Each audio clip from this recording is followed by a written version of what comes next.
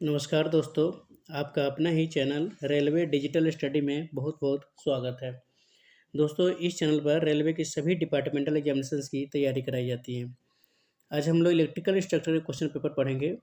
दोस्तों, इसमें एएलपी और सीएलआई और इलेक्ट्रिकल स्ट्रक्चर इस सभी से संबंधित क्वेश्चन पेपर है। तो मुझे आशा है कि आप अपने जो भी दोस्त लोग एएलपी की तैयारी कर रहे होंगे या फिर सीएलआई की या फिर इलेक्ट्रिकल स्ट्रक्चर के, उनके लिए ये बेहतर साबित होंगे। आप एक ही वीडियो कम से कम 2-3 टाइम्स ज़रूर देखें। जो भी दोस्त लोग सीरियसली तैयारी कर रहे हैं, वो कम से कम 2-3 टाइम्स ज़रूर एक वीडियो को देखें और कोई क्वेरी हो तो क्वेरी ज़रूर करें, कमेंट बॉक्स में कमेंट करें। दोस्तों, ये पेपर जो है 9 दिसंबर 2024 को हुआ था। इसमें फुल मार्क्स 100 का होता है और टाइम 2 आवर्स का होता है। इसके कुछ इंस्ट्रक्शन देख लेते हैं। इसमें कुल 110 बहुविकल्पीय प्रश्न होते हैं, जिसमें से 10 प्रश्न जो होते हैं वो राजभाषा के होते हैं। इसमें नेगेटिव अंक भी हैं, जो भी यानी कि इसमें गलत नहीं करना है। जो भी आता है वही आप क्वेश्चन करें, जो नहीं आता तो छोड़ दें, नहीं तो फिर नेगेटिव मार्किंग में आ जाएगा।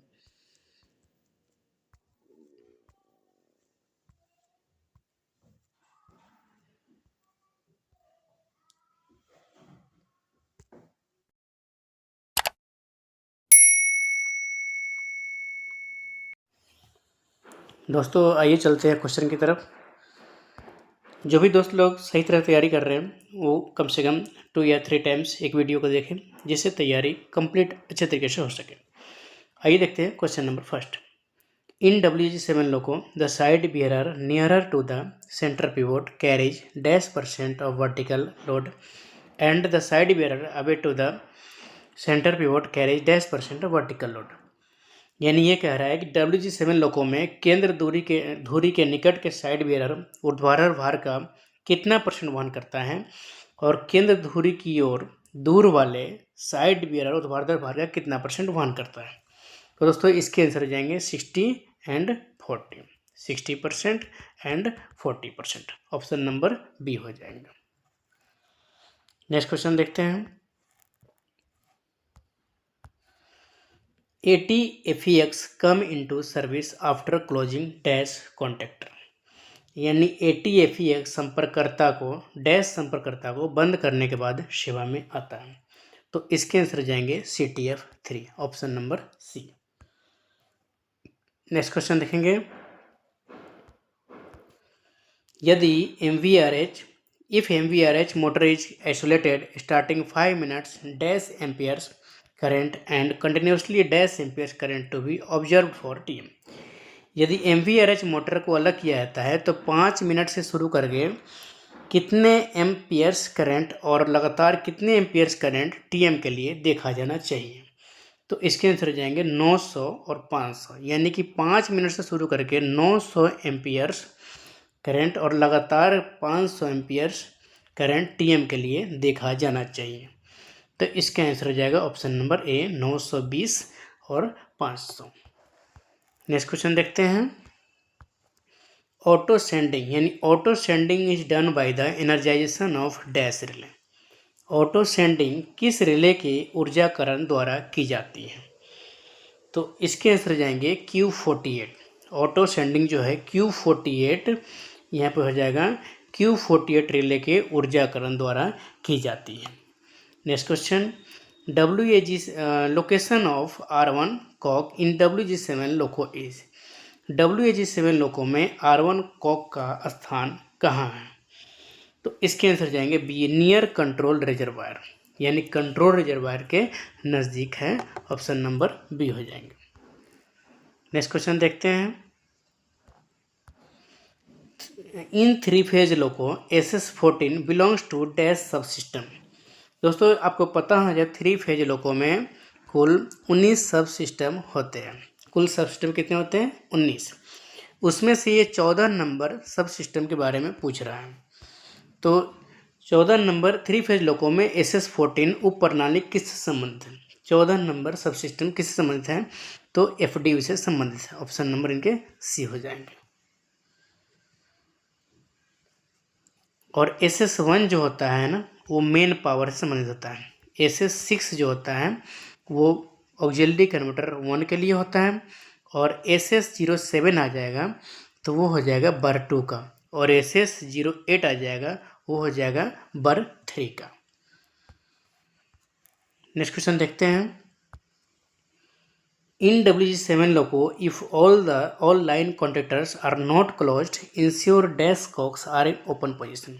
WG7 लोको में यदि सभी लाइन कॉन्ट्रैक्टर बंद नहीं हैं तो सुनिश्चित करें कौन डैश कॉक खुली स्थिति में होगा। उस कॉक का नाम क्या है? तो वो कॉक EP1 एंड EP2 है। उस कॉक का नाम EP1 और EP2 जो है ना ओपन स्थिति में होगा। Next question, relay Q118 is called dash relay, यानी रिले Q118 को किस रिले के नाम से जाना जाता है, कौन सा रिले कहा जाता है? तो Q118 रिले को यानी सहायक सुरक्षा रिले कहा जाता है। ऑप्शन नंबर बी हो जाएगा, ऑक्सिलरी प्रोटेक्शन रिले कहा जाता है। Next question, sixth notch tripping is due to non closing dash contractor और देयर इंटरलॉक्स, यानी छठे पायदान की ट्रिपिंग डैश संपर्ककर्ता या उनके IL यानी इंटरलॉक को बंद न करने के कारण होती है। इनमें से इसके आंसर हो जाएंगे सी, यानी कि C105 और C106 और C107, इनमें से कोई एक जो होगा कॉन्ट्रैक्टर्स देयर इंटरलॉक, यानी कि इसके इंटरलॉक जो है ना इंटरलॉक को बंद न करने कारण ये होते हैं, ट्रिपिंग होते होंगे। तो ऑप्शन नंबर इसके हो जाएंगे C. Next question, if relay Q44 is vested the precaution for dash relay also to be observed along with Q44 relay precaution. यदि रिले Q44 में खराबी है तो Q44 रिले सावधानियों के साथ साथ किस रिले के लिए भी सावधानियां बरतनी चाहिए, इसमें से किस रिले के लिए सावधानियां बरतनी होगी? तो आंसर हो जाएंगे इसके Q118। यदि रिले Q44 में खराबी है तो Q44 के साथ साथ Q118 के रिले के लिए भी सावधानियां बरतनी होगी, इनके लिए प्रिकॉशन बरतनी होगी। नेक्स्ट क्वेश्चन देखेंगे, the correct preparation for traction as well as braking is supervised by dash relay. कर्षण के साथ साथ ब्रेकिंग की सही तैयारी की निगरानी डैश रिले के द्वारा की जाती है। इनके आंसर जाएंगे Q50, ऑप्शन नंबर सी। कर्षण के साथ साथ ब्रेकिंग की सही तैयारी की निगरानी के लिए Q50 रिले द्वारा की जाती है। नेक्स्ट क्वेश्चन, WAG9 और WP7 locos are having dash number of dampers in both primary and secondary suspension. WAG9 या WP7 लोको में डैश डैम्पर्स की संख्या होती है, यानी कितने डैम्पर की संख्या होती है WAG9 और WP7 में? ये बोल रहा है प्राथमिक और द्वितीयक सस्पेंशन दोनों में, इन दोनों में। तो इसके आंसर जाएंगे बी, 20 होते हैं। G9 का है या फिर P7 का है, इसमें डैम्पर संख्या 20 होते हैं, प्राइमरी और सेकेंडरी लेकर। Next question, in 3 phase loco to operate reverser ensure dash node information on screen and MR pressure should be more than 6.4 kg पर cm²। यानी 3 फेज लोको में जब 6.4 से 6.4 kg पर cm² प्रेशर हो जाएंगे MR का, इसके बाद ही लोगों को आप यानी रिवर्सर जो होते हैं वो आगे या पीछे कर सकते हैं। तो यही बोल रहा है 6.4 होना चाहिए। अब ये बोल रहा है 3 फेज लोको में रिवर्सर संचालित करने के लिए सुनिश्चित करें कि स्क्रीन पर कौन सा नोड जानकारी हो और MR दबाव 6.4 kg पर cm² सही होना चाहिए, यानी कौन सा रिवर्सर संचालित के लिए कौन सा नोड आना चाहिए। तो रिवर्सर संचालित के लिए इनमें से हो जाएगा FLG 570, यानी कि 570 आना चाहिए। रिवर्सर संचालित के लिए 570 आना चाहिए, और पेंटोग्राफ रेजिंग के लिए 504 नोड आना चाहिए। और 550 जो है 504 आ जाता है, उसके बाद 550 जब आएगा तो लोको एनर्जाइज कर सकते हैं। 504 आने के बाद 550 आता है, इन लोग को एनर्जाइज होने की तैयारी होती है। 570 जब होता है तो रिवर्सर को ऑपरेट संचालित कर सकते हैं। 590 जब होता है तो थ्रोटल दे सकते हैं। इसमें 596 नोट आता है और लोको चलना शुरू हो जाता है। नेक्स्ट क्वेश्चन देखेंगे। Sensitivity of distributor valve is reduction of dash kg पर cm square amount of BP pressure with dash seconds. यानी कि हिंदी कहें तो वितरक वाल्व की संवेदनशीलता बीपी दबाव की डैश किलोग्राम पर cm स्क्वायर मात्रा में डैश सेकेंड में कमी है। तो इसके आंसर जाएंगे ए 0.6 kg पर cm स्क्वायर और 6 सेकेंड में कमी है। नेक्स्ट क्वेश्चन देखेंगे। Relay Q118 is having dash second of time lag. Relay Q118 में कितने सेकेंड का समय अंतराल है? तो रिले Q118 में 5 सेकेंड का टाइम समय अंतराल है, 5 सेकेंड का। तो ऑप्शन नंबर जाएंगे A. Next question. When MPJ is put to forward in cab 1, the J1 and J2 handles position are dash। जब MPJ को कैब 1 में आगे की ओर रखा जाता है तो J1 और J2 हैंडल की स्थिति किस ओर होती है, कैसी होती है? तो इसके आंसर जाएंगे D, both J1 and J2 up, यानी अप स्थिति में होनी चाहिए। Next question. In roof mounted RB provided WP4 locos, revised setting of QF relay is dash amperes। यानी कि छत पर लगे RB में उपलब्ध WP4 लोको में QF रिले की संशोधित सेटिंग कितने एम्पियर्स पर होती है? तो इसके आंसर हो जाएंगे 850, यानी 850 एम्पियर पर सेटिंग होती है। नेक्स्ट क्वेश्चन देखेंगे। If crew failed in BA test, then the crew status goes to dash।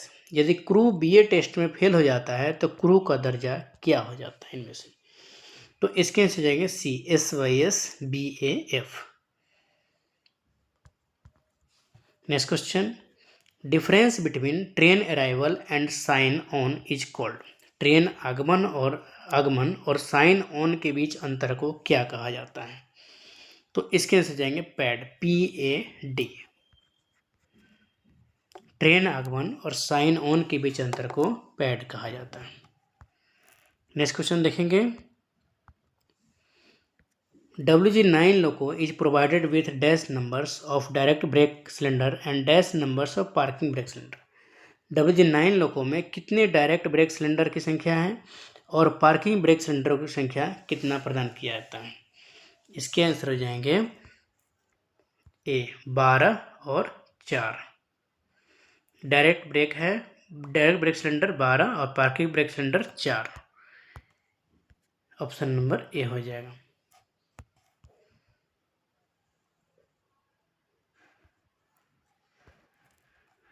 Next question देखेंगे। The total number of wheel belts provided to the drive TL alternator 4.5 kWr। इन drive TL alternator 4.5 kilowatt को प्रदान की गई we belt की कुल संख्या इनमें से कितना है? इसके आंसर जाएंगे ए, 4 है। नेक्स्ट क्वेश्चन देखेंगे।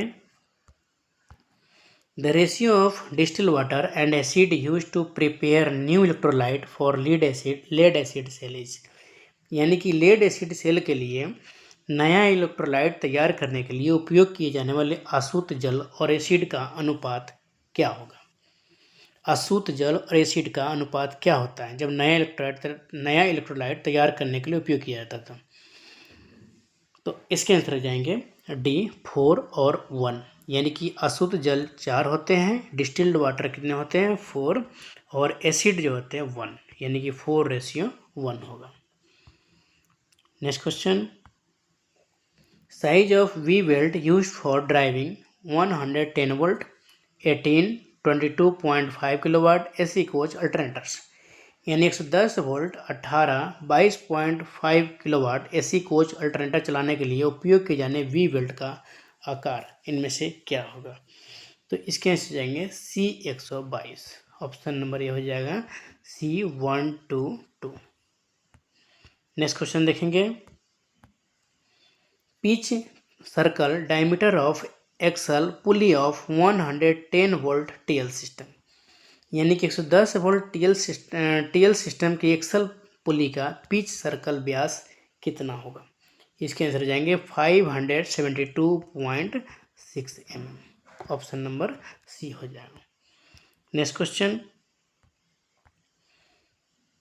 The capacity of alternator used for BG coach 110 volt roof mountain AC coach, यानी बीजी कोच 110 वोल्ट छत पर लगे एसी कोच के लिए उपयोग किए जाने अल्टरनेटर की क्षमता क्या होगी?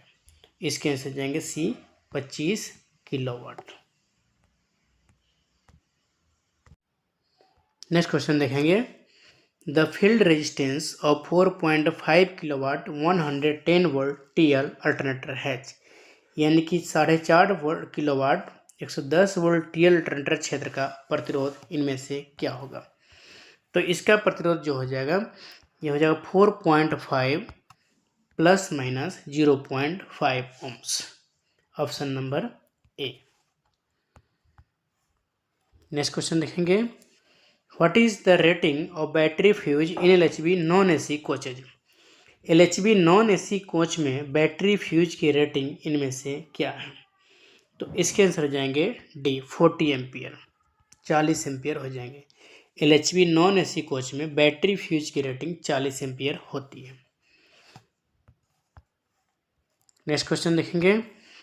What is the rating of the main power transformer in LHB non AC chair car coaches, यानी कि LHB non AC chair car डिब्बों में मुख्य बिजली ट्रांसफार्मर की रेटिंग क्या होगी? इसके आंसर हो जाएंगे 15 kVA, 15 kVA इसके आंसर हो जाएंगे। मेन पावर ट्रांसफार्मर जो है ना, main power transformer LHB coach, इसकी रेटिंग जो होते हैं वो 15 kVA होते हैं। Next question, code of AC 3 tier EOG LHB coaches is, AC 3 tier EOG LHB coach का कोड इनमें से क्या है? तो इसके आंसर जाएंगे B LWACCN, LWACCN। AC 3 tier EOG LHB coach का कोड होता है LWACCN। Option number B. Next question देखेंगे। Each RMPU has how many compressors, प्रत्येक RMPU में कितने कंप्रेसर होते हैं? तो इसके आंसर जाएंगे आ जाए सी, 2 आंसर जाएंगे, 2 कंप्रेसर होते हैं। प्रत्येक RMPU में 2 कंप्रेसर होते हैं। Next question, what should be the specific gravity of the electrolyte of lead acid battery at 27 degree Celsius, यानी डिग्री सेल्सियस पर लेड एसिड बैटरी, यानी कि यहाँ 27 डिग्री सेल्सियस प्रिंट बोल गया, 27 डिग्री सेल्सियस पर लेड एसिड बैटरियों के इलेक्ट्रोलाइट का विशिष्ट गुरुत्व क्या होना चाहिए? तो इसके आंसर हो जाएगा यानी कि 1.210। Next question, electrical fire comes under which class of fire, यानी विद्युत आग किस क्लास में आती है? तो विद्युत आग जो है ना क्लास सी में आती है, क्लास सी में। इसके आंसर हो जाएंगे क्लास सी, 32 का C. Next question, candela is the SI unit of which these quantity, candela इनमें से किस मात्रा की एसआई इकाई है? तो कैंडला जो है ल्यूमिनस इंटेंसिटी इकाई है, ल्यूमिनस इंटेंसिटी। नेक्स्ट क्वेश्चन देखेंगे।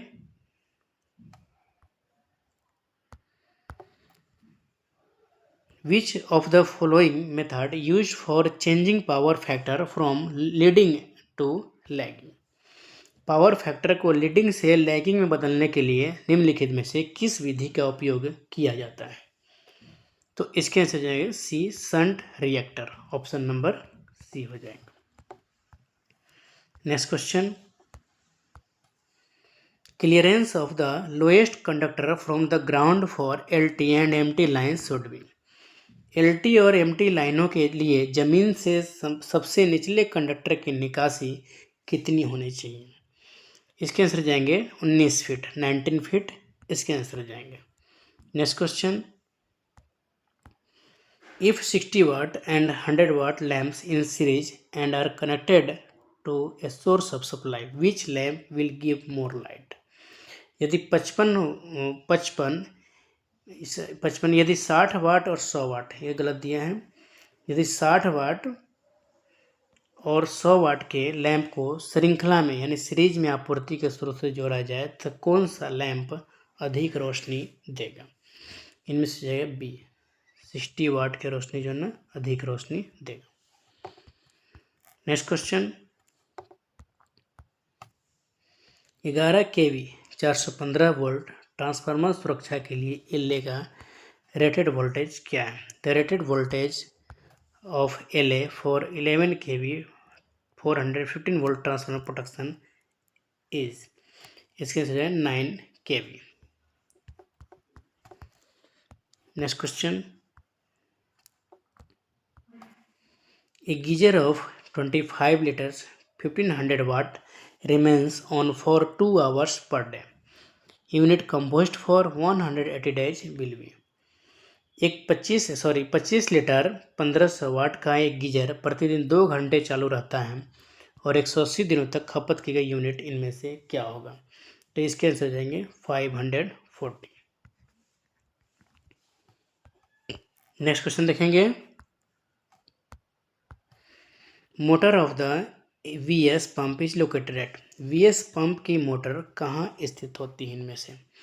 तो आंसर जाएंगे इसके एबव द ग्राउंड लेवल, जमीनी स्तर से ऊपर। VS पंप की मोटर जो है ना जमीनी स्तर से ऊपर होता है। Motor of the VS pump is located at bay above the ground level. Next question,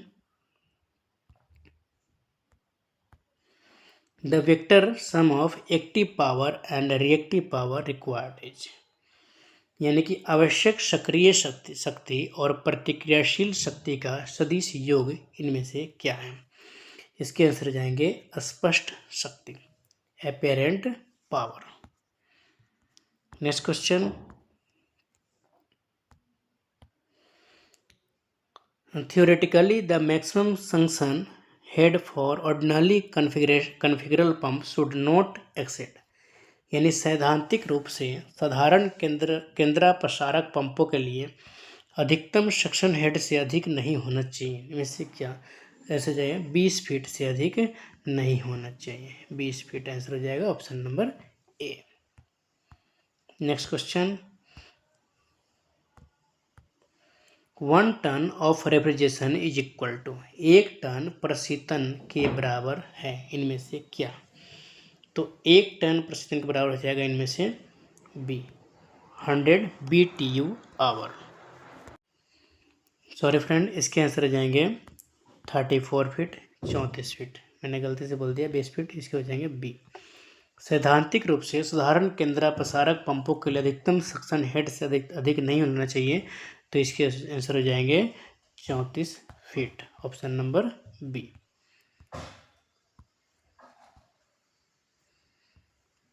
next question देखेंगे, what is the rating of ventilator fan motor of EOG power car, यानी EOG पावर कार के ventilator fan motor के rating इनमें से क्या होंगे? तो इसके आंसर जाएंगे ए, 7.5 HP, 7.5 HP हो जाएगा। दोस्तों 1 HP बराबर होता है 746 वाट, 1 HP 746 वाट के बराबर होता है। नेक्स्ट क्वेश्चन देखेंगे,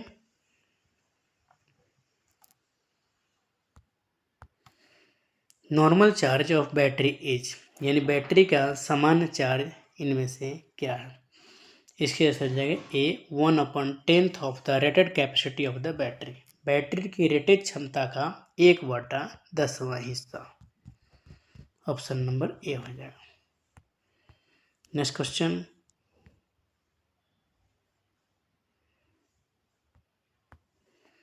The over voltage setting of OVP with ERRU should be set at ERRU के साथ OVP की ओवर वोल्टेज सेटिंग को सेट किया जाना चाहिए कितने वोल्ट पे।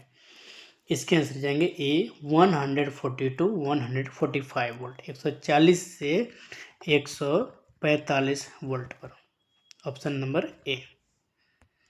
नेक्स्ट क्वेश्चन देखेंगे, R22 का रासायनिक नाम इनमें से क्या है। Chemical name of R22 is, इसके आंसर हो जाएंगे ए मोनोक्लोरो डाइफ्लोरोमीथेन CHClF2, यानी monochloro difluoromethane. Option number A है R22 का रासायनिक नाम। Next question, capacity in tons of refrigeration of RMPUs of AC sleeper coach, यानी AC स्लीपर कोच के RMPU की प्रशीतन टन में क्षमता इन कितनी है। तो इसके आंसर जाएंगे ए 14 टन्स, 14 टन्स इसके आंसर जाएंगे। Next question, the electrical inspector at zonal railways, zonal railway में विद्युत निरीक्षक कौन होते हैं। दोस्तों इसके आंसर जाएंगे PCE, principle of chief electrical engineer. Next question, drip tray provided under cooling coils in RMPU coaches should have a depth of, RMPU कोचों में कूलिंग कॉइल्स के नीचे दी गई ड्रिप ट्रे की गहराई कितनी होनी चाहिए। इसके आंसर जाएंगे ए 90 mm, 90 mm होनी चाहिए। Next question, which one of this refrigerant is used in RMPU, इनमें से कौन सा रेफ्रिजरेंट RMPU में प्रयोग किया जाता है। इसके आंसर जाएगा C R22 and R407C, option number C. Next question, the speed of train 1 in 8.5 turnout is dash kilometre per hour, एक पर 8.5 टर्नआउट में ट्रेन की गति कितना किलोमीटर प्रति घंटा होगा। तो इसके आंसर हो जाएंगे बी, यानी 10 किलोमीटर पर आवर्स, 10 आंसर हो जाएगा। नेक्स्ट क्वेश्चन देखेंगे, when train meets with an accident in automatic block system on DL and the adjacent line is obstructed, the adjacent line shall be protected as per dash rule, यानी कि जब DL पर स्वचालित block system में train दुर्घटनाग्रस्त हो जाती है और आसन लाइन बाधित हो जाती है तो आसन लाइन को किस नियम के अनुसार संरक्षित किया जाएगा। आसन लाइन को GR 6.03 रूल के अकॉर्डिंग संरक्षित किया जाएगा। नेक्स्ट क्वेश्चन देखेंगे, the automatic stop signal shall not assume off aspect unless the line is clear not only up to the next automatic signal but also for an adequate distance of not less than dash metre, यानी कि स्वचालित stop signal तब तक of पहलू नहीं मानेगा जब तक कि लाइन न केवल अगले स्वचालित सिग्नल तक बल्कि कितने मीटर से कम की पर्याप्त दूरी तक स्पष्ट न हो। इसके आंसर जाएंगे सी 120 मीटर से कम की दूरी पर्याप्त दूरी तक स्पष्ट नहीं हो। Next question, when there is a falling gradient of dash towards block section the provision of slip sliding is compulsory, जब ब्लॉक सेक्शन की ओर डैश की गिरावट होती है तो स्लिप स्लाइडिंग का प्रावधान अनिवार्य है। इस पर जाएगा 1 in 100, ऑप्शन नंबर ए हो जाएगा। Next question, whenever Excel counter of IBS is functioning improperly, SM in rear with the cooperation of SME in advance shall operate dash button to reset Excel counter, जब भी IBS का Excel counter अनुचित तरीके से काम कर रहा हो तो SM के सहयोग से पीछे का SM Excel काउंटर को रिसेट करने के लिए डैश बटन संचालित करेगा।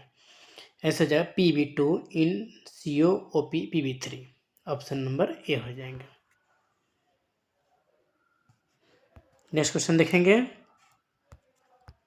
Rainfall above dash crops in 24 hours is considered as dangerous for running trains.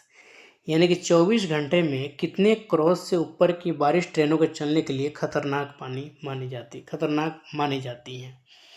इसके आंसर जाएंगे ए 5 सेंटीमीटर से ऊपर। Next question. When LP observe foggy weather in the block section, a speed restriction of dash kilometre in absolute block system। यानी कि जब LP block section में कोहरा मौसम देखता है तो एब्सोल्यूट ब्लॉक सिस्टम में कितने किलोमीटर प्रति घंटे गति प्रतिबंध लगा दिया जाता है। इसके आंसर जाएंगे 60 और 30। 60 से 30 पर प्रतिबंध लगा दिया जाता है। Next question. Goods train without guard shall have last dash brake cylinder in working condition. बिना गार्ड वाली मालगाड़ी में अंतिम कितने ब्रेक सिलेंडर चालू हालात में होने चाहिए। आंसर है D, none of the above. इनमें से कोई सा भी नहीं हो। Next question. When non-CC rake train is stable for more than dash hours, fresh BPC is required। जब गैर CC रेक ट्रेन डैश घंटे से अधिक समय तक खड़ी रहती है तो ताज़ा BPC की आवश्यकता होती है। इसके आंसर जाएंगे बी, 24 घंटे से अधिक हो तब, 24 आवर से ऊपर है तब। नेक्स्ट क्वेश्चन देखेंगे। To stop off a train out of course in automatic block system, dash number of detonators are placed at dash meters from the end of platform in direction of the train। यानी कि स्वचालित block प्रणाली में रास्ते से हटकर किसी train को रोकने के लिए कितने नंबर डिटोनेटर ट्रेन की दिशा में प्लेटफॉर्म के अंत में डैश मीटर की दूरी पर रखे जाएं। इसके आंसर जाएंगे दोस्तों बी, 2 नंबर डिटोनेटर ट्रेन की दिशा के प्लेटफॉर्म में अंत से 180 मीटर की दूरी पर रखे जाए। नेक्स्ट क्वेश्चन देखेंगे। Which law use to determine economic size of conductor. यानी कंडक्टर का आर्थिक आकार निर्धारित करने के लिए किस नियम का उपयोग किया जाता है। आंसर आ जाएंगे केल्विन का नियम। Option number C. Next question देखते हैं हम। The magnetic flux through a 150 turns coil increases at the rate of 0.08 Wb per second. What is induced EMF between the ends of the coil? 150 फेरों वाले कुंडली के माध्यम से चुंबकीय प्रवाह 0.08 Wb पर सेकंड की दर से बढ़ता है। कुंडली के सिरों के बीच प्रेरित EMF क्या होगा। दोस्तों सबसे पहले जान लेंगे EMF के फुल फॉर्म क्या होता है। इलेक्ट्रोमोटिव फोर्स होता है, यानी विद्युत वाहक बल इसका हिंदी होता है, विद्युत वाहक बल। अब इसके आंसर देखेंगे। इसके बीच EMF क्या है इसका, तो इसके आंसर हो जाएगा 12 volt. The starting torque of a slip ring induction motor is maximum when rotor resistance dash per phase is dash rotor resistance per phase. यानी कि स्लिप रिंग इंडक्शन मोटर का शुरुआती टॉर्क अधिकतम होता है जब रोटर प्रतिरोध पर चरण डैश रोटर प्रतिक्रिया पर चरण होता है। तो दोस्तों इसके आंसर जाएंगे बी, यानी कि के बराबर प्रतिरोध के पर चरण के बराबर रोटर प्रतिरोध के चरण होता है। आंसर बी हो जाएंगे, इक्वल टू। नेक्स्ट क्वेश्चन देखेंगे। A DC shunt machine develops an AC EMF of 250 volt at 1500 RPM. Find the torque developed for an armature current of 50 ampere। एक DC शंट मशीन 1500 RPM पर 250 volt का AC EMF विकसित करती है। 50 ampere की armature धारा के लिए विकसित टॉर्क ज्ञात कीजिए। तो इसके आंसर फाइंड करने पे आएंगे 79.56 newton metre.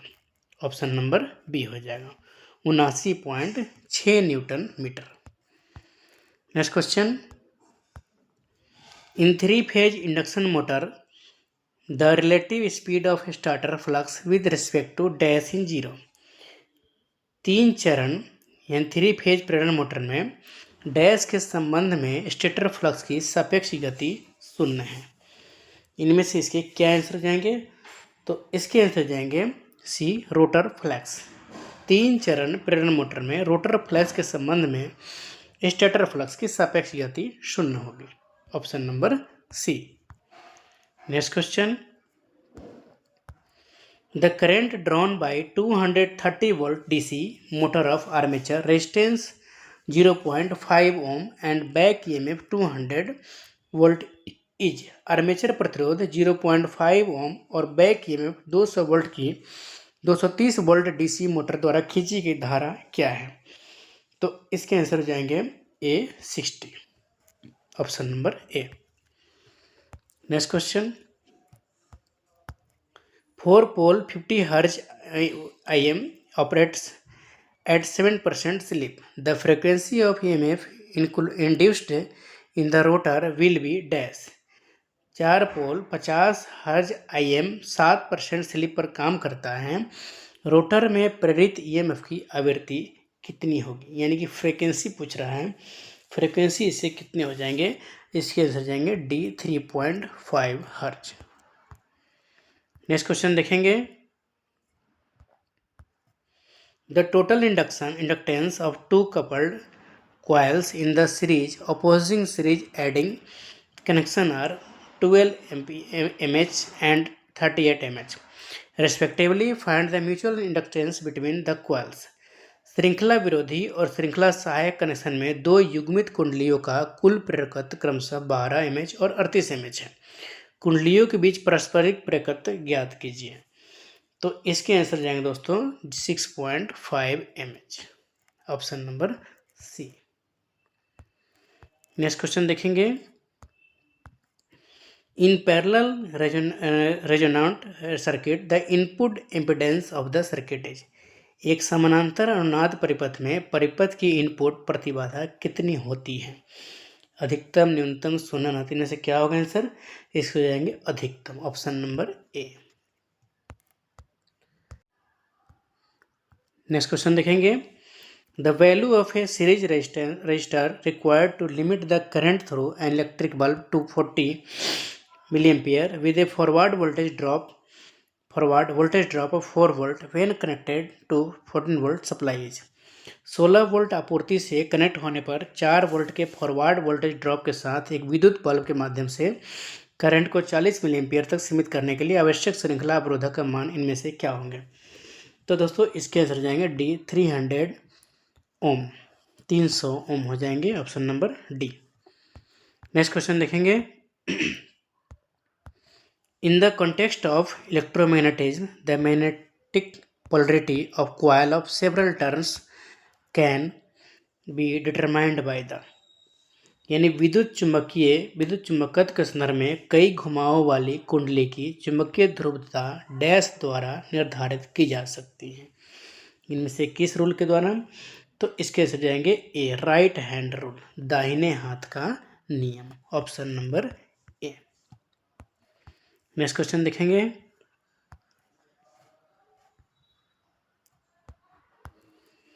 What will be the OHE impedance for single track without return conductor. Return conductor के बिना सिंगल ट्रैक के लिए OHE प्रतिबाधा इनमें से क्या होंगे? तो इसके आंसर जाएंगे ए, 0.41 पर 700 ओम पर किलोमीटर। ऑप्शन नंबर ए हो जाएंगे। Next question, maximum span length in AC traction on tangent track as. स्पर्श रेखा ट्रैक पर AC ट्रैक्शन में अधिकतम अवधि लंबाई इनमें से क्या हो जाएंगे? तो आंसर हो जाएंगे 72 metre. Option number B. Next question, with cross type OHE equipment with actual crossing of OHE at facing turnout the anchor span shall not be more than। Facing turnout पर OHE की वास्तविक crossing के साथ cross type OHE उपकरण के साथ anchor span इससे अधिक नहीं होगी। इनमें से डी 54 मीटर से अधिक नहीं होगी, 54 m। Next question, maximum wind pressure is considered to design OHE structure for all zone. एलोजोन के लिए OHE संरचनाओं को डिजाइन करने के लिए अधिकतम हवा के दबाव पर विचार किया जाता है। इनमें से जाएंगे ए 112 यानी 112.5 kgf per square metre, option number A. Next question, what will be the sag in the conductor where L equal span length, T equal tension in the conductor and W equal per metre weight of the conductor. यानी conductor में शिथिलता क्या होगी, जहाँ L का मतलब हो विस्तार की लंबाई, T बराबर हो गया कंडक्टर में तनाव और W बराबर कंडक्टर का प्रति मीटर वजन वेट। तो इसके आंसर जाएंगे C, S equal WL true upon 8T। Next question, in AC traction minimum height of contact wire under ROB FOB from rail level to permit C class ODC। AC कर्षण में C श्रेणी ODC की अनुमति के लिए rail स्तर से ROB FOB के नीचे संपर्क तार की न्यूनतम ऊंचाई इनमें से क्या होगी। तो ये हो जाएगा 4.92 मीटर, 4.92 मीटर ऊंचाई होनी चाहिए। Next question, in AC traction height of termination of under regulated OHE is. AC कर्षण में अनियमित OHE की समाप्ति की ऊंचाई क्या है इनमें से। तो आंसर हो जाएगा इसके 6.95 metre, option number C 6.95 metre. Next question देखेंगे, in AC traction how many droppers in 58.5 metre is span length. एक AC ट्रैक्शन में 58.5 मीटर स्पैन लंबाई में कितने ड्रॉपर होते हैं। आंसर हो जाएगा सी 7 ड्रॉपर, 7 ड्रॉपर्स होते हैं। Next question, for inclined OHE angle between droppers top position and vertical plane should not be more than. झुके हुए OHE के लिए ड्रॉपर की शीर्ष स्थिति और ऊर्ध्वाधर तल के बीच का कोण इससे अधिक नहीं होना चाहिए। इनमें किससे अधिक होना चाहिए, तो सी 40 से अधिक नहीं होना चाहिए। Next question, diameter of each strand of AC catenary wire. AC catenary तार के प्रत्येक स्ट्रैंड का व्यास इनमें से कितना होता है। तो इसके आंसर हो जाएंगे सी 2.11 mm, 2.11। Next question, कंडमिंग size of 107 square mm wire यानी 107 वर्ग मीटर तार का कंडम आकार क्या होंगे। इसके आंसर जाएंगे 8.25 mm। Next question, on tangent track contact stagger is 200 mm at support, what will be the catenary stagger. स्पर्श रेखा ट्रैक पर संपर्क स्ट्रैगर समर्थन पर 200 mm है, कैटेनरी स्ट्रैगर इनमें से क्या होंगे इसके आंसर। तो इसके आंसर जाएंगे डी 0 होंगे, option number D. Next question,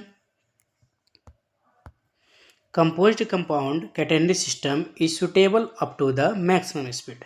यानी कंपोज्ड कंपाउंड कैटेनरी सिस्टम अधिकतम गति तक उपयुक्त है, इनमें से कितने किलोमीटर तक अधिकतम उपयुक्त होगा। तो आंसर जाएंगे इसके 250 किलोमीटर पर आवर, 250 किलोमीटर प्रति घंटा। Next question,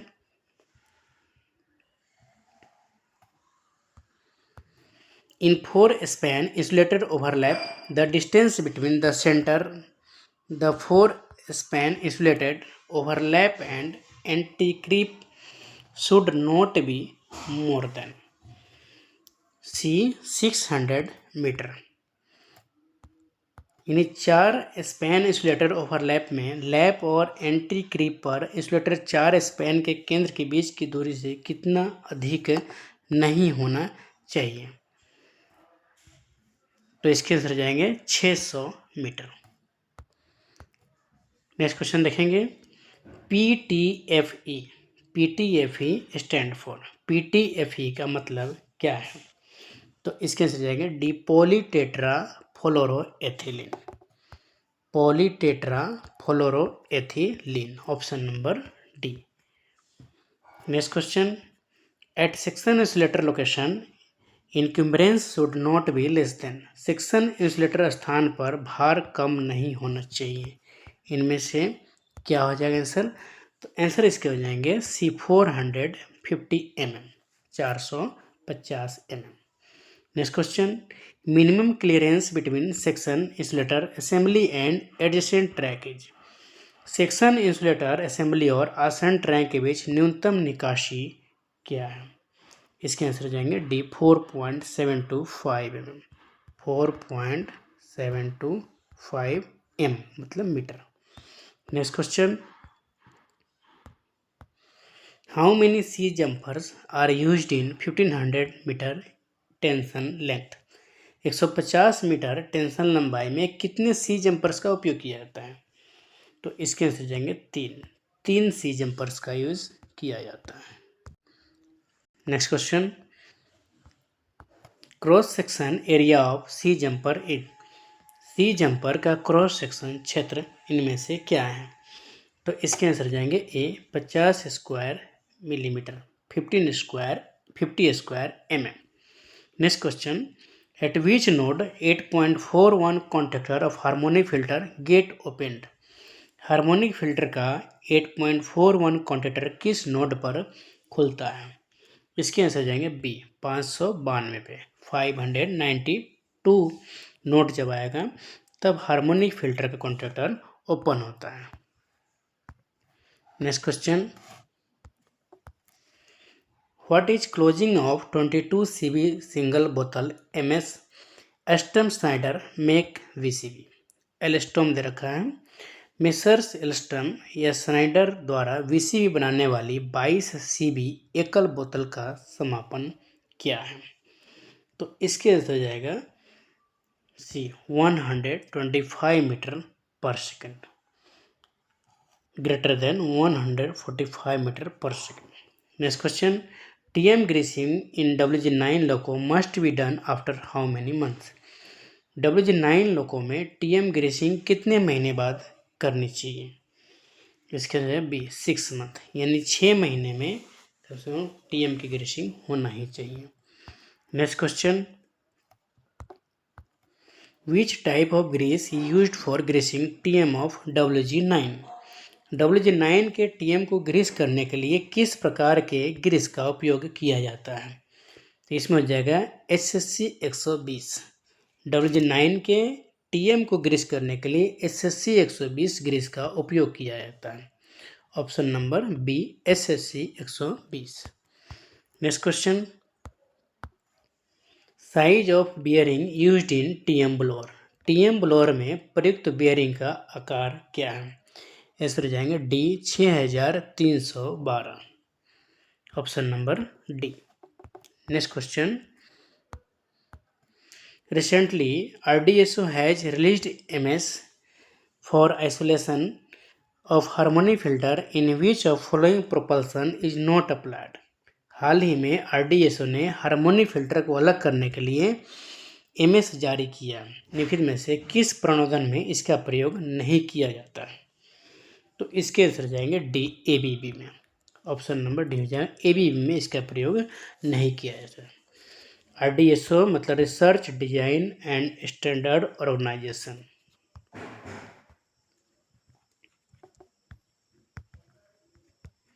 research design and standard organisation होता है।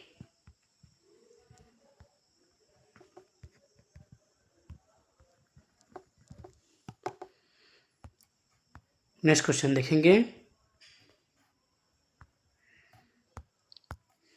What is energy of long life buffer recommended by RDSO of WG9। यानी RDSO द्वारा अनुशंसित WG9 की दीर्घ जीवन बफर की ऊर्जा क्या है? इसके आंसर जाएंगे D 30 kilo joule, 30 kJ। Next question, what is service limit of difference in diameter of wheel for same locomotive different bogie for WG9 Locos. यानी WG9 लोकोमोटिव के लिए, एक ही लोकोमोटिव के लिए पहिए के व्यास में अंतर की सेवा सीमा क्या है? बोगी अलग अलग होनी चाहिए। इसके आंसर जाएंगे C 20 mm। Next question, what is vertical clearance between axle box and bogie frame for WG9 loco? WG9 loco के लिए एक्सल बॉक्स और बोगी फ्रेम के बीच वर्टिकल क्लियरेंस क्या है? इसके आंसर जाएंगे 27 से 35 से। Next question, which of the following LRU of CCB brake system provide pilot pressure for brake cylinder? निम्नलिखित में से CCB ब्रेक सिस्टम का कौन सा LRU ब्रेक सिलेंडर के लिए पायलट दबाव प्रदान करता है? आंसर हो जाएंगे A20CP। नेक्स्ट क्वेश्चन, अब राजभाषा से सारे क्वेश्चन हैं। 101 से ऊपर जितने भी सब राजभाषा से। भारतीय संघ के आधिकारिक उद्देश्यों में अंकों के किन रूपों का प्रयोग किया जाना चाहिए? इसके से ए भारतीय अंकों का अंतर्राष्ट्रीय रूप, option number A. Next question, निम्नलिखित में से कौन सी भाषा भारत के संविधान की 8वीं अनुसूची में शामिल नहीं है? तो ये हो जाएगा छत्तीसगढ़ी जो है ना वो शामिल नहीं है। बाकी मैथिली, संथाली, डोगरी, बोडो ये सब है। नेक्स्ट क्वेश्चन देखेंगे, राजभाषा नियमों के तहत भारत संघ को कितने क्षेत्रों में वर्गीकृत किया गया है? तो भारत क्षेत्र को 3 वर्गों में वर्गीकृत किया गया है, क, ख और ग। इस सभी को अलग क्षेत्रों में वर्गीकृत किया गया है। नेक्स्ट क्वेश्चन देखेंगे, राजभाषा नियम किस वर्ष पारित किया गया था? तो राजभाषा नियम जो है 1976 में पारित किया गया था। नेक्स्ट क्वेश्चन, कौन सी समिति किसी विशेष मंत्रालय विभाग में हिंदी के प्रचार प्रसार में हुई प्रगति की समीक्षा करती है? तो इसके आंसर हो जाएंगे ए हिंदी सलाहकार समिति, option number A. Next question, संभागीय राजभाषा कार्यान्वयन समिति के अध्यक्ष कौन है? तो इसके आंसर जाएंगे DRM, डिविजनल रेलवे मैनेजर, मंडल रेल प्रबंधक। नेक्स्ट क्वेश्चन, राजभाषा समिति की रिपोर्ट किसको प्रस्तुत की जाती है? आंसर जाएंगे बी राष्ट्रपति को। वर्तमान में राष्ट्रपति कौन है? भारत के राष्ट्रपति वर्तमान में श्रीमती द्रौपदी मुर्मू हैं।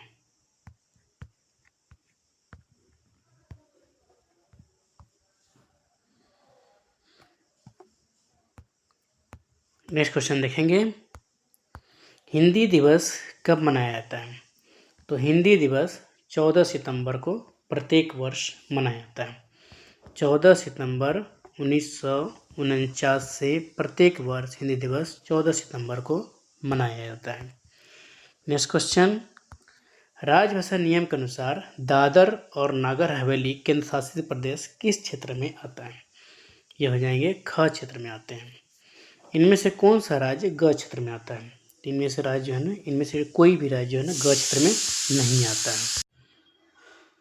दोस्तों इनमें से जो है ना झारखंड जो है ये क क्षेत्र में आने वाले राज्य हैं, और गुजरात और महाराष्ट्र ये दोनों जो हैं ख क्षेत्र में आने वाले राज्य हैं। इसीलिए इसका आंसर हो जाएगा उपरोक्त में से कोई नहीं, यानी कि डी इसके आंसर हो जाएगा 110 का डी। आइए अब देखते हैं क क्षेत्र में आने वाले राज्य कौन कौन से हैं। तो सबसे पहले क क्षेत्र का देख लेंगे। दोस्तों क क्षेत्र में आने वाले राज्य हैं वो है बिहार, उसके बाद है झारखंड। ये आप नोट कर लेंगे, आपके लिए सही रहेगा। बिहार, झारखंड, दिल्ली, हरियाणा, हिमाचल प्रदेश,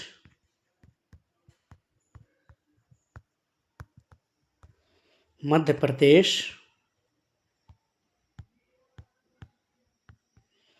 छत्तीसगढ़,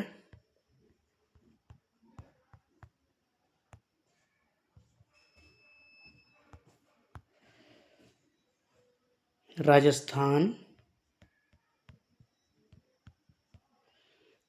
उत्तर प्रदेश, उत्तराखंड,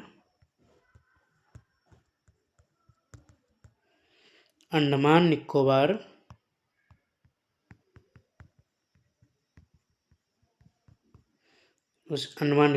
द्वीप समूह।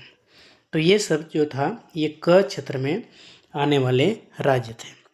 दोस्तों अब देखते हैं ख क्षेत्र में कौन कौन से राज्य आते हैं, यानी कि बी एरिया में कहें तो ख क्षेत्र में जो आता है वो है गुजरात, महाराष्ट्र, पंजाब, चंडीगढ़,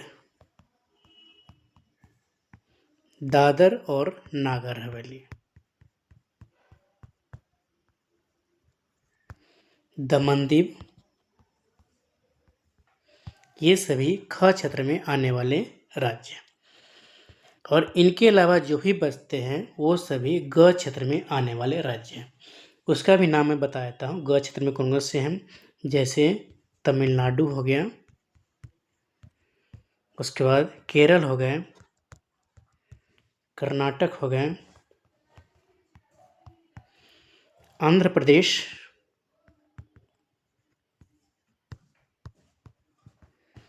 उसके बाद उड़ीसा हो जाएगा, पश्चिम बंगाल,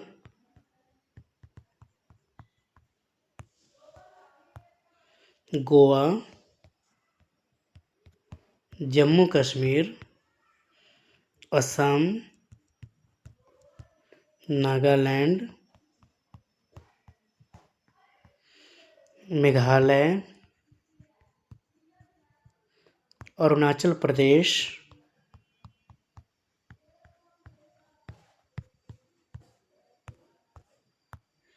उसके बाद आ जाएगा सिक्किम। इसमें थोड़ा ज़्यादा राज्य है, इसमें ग क्षेत्र में ज़्यादा है। सिक्किम हो जाएगा, त्रिपुरा हो जाएगा, मिजोरम, मणिपुर, पांडिचेरी और लक्षद्वीप। तो ये सभी जो है ना ये ग क्षेत्र में आने वाले राज्य हैं।